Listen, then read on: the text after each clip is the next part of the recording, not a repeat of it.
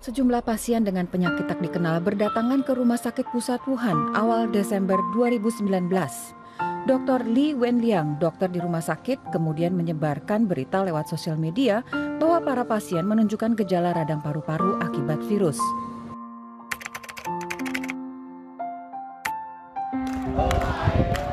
Sebanyak 238 warga negara Indonesia yang dievakuasi dari Wuhan Selasa pagi melakukan olahraga bersama di Hanggar Lanut Raden Sajat dipimpin oleh tim TNI Angkatan Udara.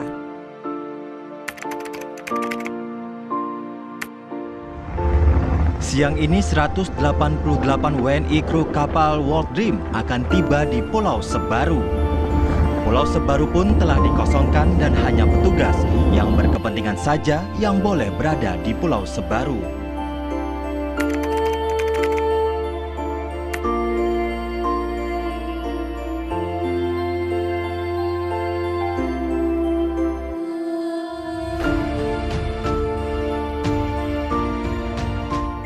Jadi saya kurang lebih hampir 2 tahun dinas di Wisma Atlet.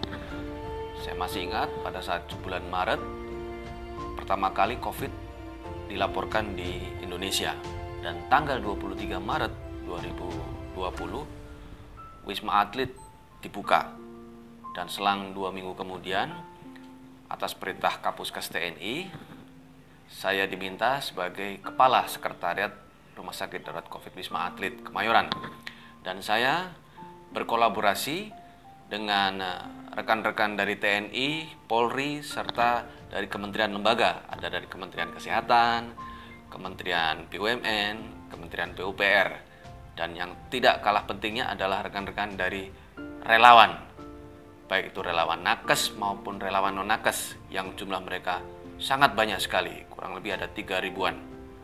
Dan sampai saat ini, alhamdulillah saya masih dipercaya sebagai Kepala Sekretariat Wisma Atlet.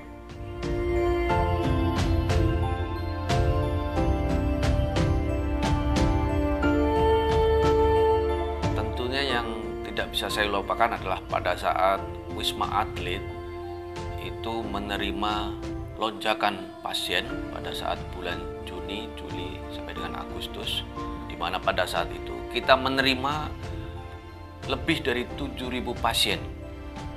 Nah, suatu angka yang sangat luar biasa. Tidak ada satu rumah sakit pun yang bisa menerima pasien sebanyak itu. Kita sebagai manajemen pada saat itu tentu was-was. Takutnya nanti kalau ada apa-apa, kekurang dalam pelayanan, kurang dalam penunjang dan sebagainya.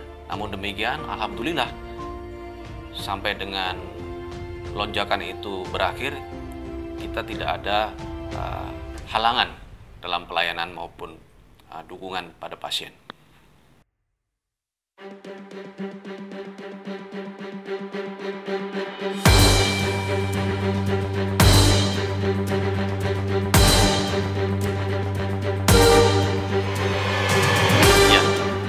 Saya saat ini itu masih dipercaya di Puskes TNI sebagai Kepala Bidang Pelayanan Kesehatan Integratif atau Kabinetsin, di mana saya membawai atau mengkoordinir kegiatan-kegiatan yang berhubungan dengan penanggulangan COVID, termasuk kegiatan vaksinasi oleh TNI kepada masyarakat yang sampai saat ini kita laksanakan di seluruh Indonesia, dan juga mengkoordinir kegiatan-kegiatan rumah sakit TNI di seluruh Indonesia.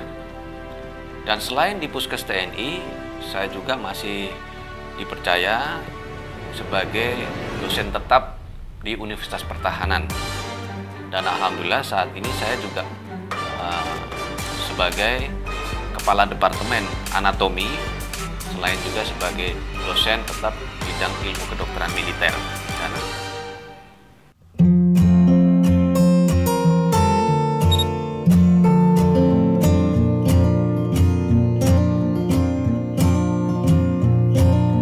Jadi saya dilahirkan dari Bapak almarhum RM Parikesit. Beliau adalah pensiunan PNS. Dan ibu Insiana, beliau adalah ibu rumah tangga. Dari kedua orang tua ini lahir 3 orang anak dan saya adalah anak yang terakhir. Kakak saya yang nomor 1 saat ini bekerja sebagai salah seorang tenaga ahli di bidang perkapalan di salah satu perusahaan ternama di Malaysia. Dan kakak saya yang nomor 2 kebetulan saat ini sebagai dosen di salah satu universitas ternama di Surabaya. Dan tahun 1995 saya menikah dengan istri saya, Dr. Roslina Herawati, yang saat itu adik kelas saya di Fakultas Kedokteran Universitas Airlangga Surabaya.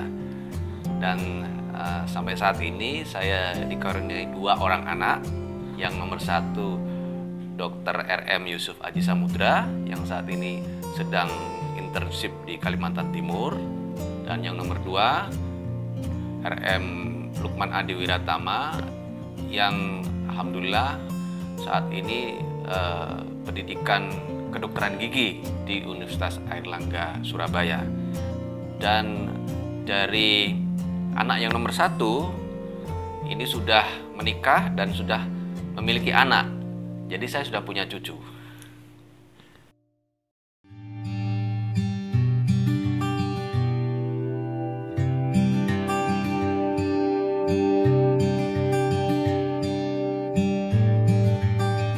Jadi saya lahir di keluarga guru sebenarnya ya. Kakek saya itu guru. Kemudian kedua kakak saya itu juga guru dan beliau berdua sudah menjadi seorang doktor.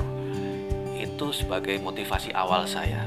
Dan berikutnya pada saat saya melaksanakan dinas sebagai TNI dan juga sebagai dokter, profesionalisme sangat penting.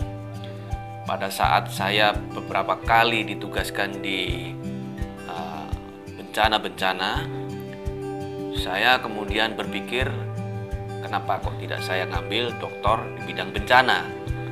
Nah, kemudian saya berkonsultasi dengan salah seorang guru besar ilmu bencana di Universitas Indonesia.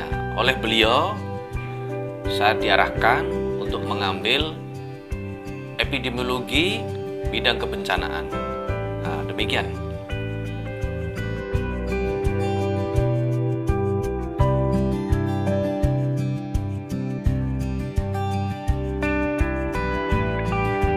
Ya, kita semua tahu bahwa di masa pandemi ini kita semua ingin supaya pandemi ini cepat berakhir. Nah, itu hanya satu kuncinya, yaitu melaksanakan protokol kesehatan. Nah, oleh karena itu, meskipun di Indonesia saat ini jumlah kasus COVID sudah menurun, namun kita masih ada ancaman di mana di luar negeri kita melihat kasus COVID masih tinggi, dan yang kedua kita menemukan adanya varian baru yaitu varian Omikron.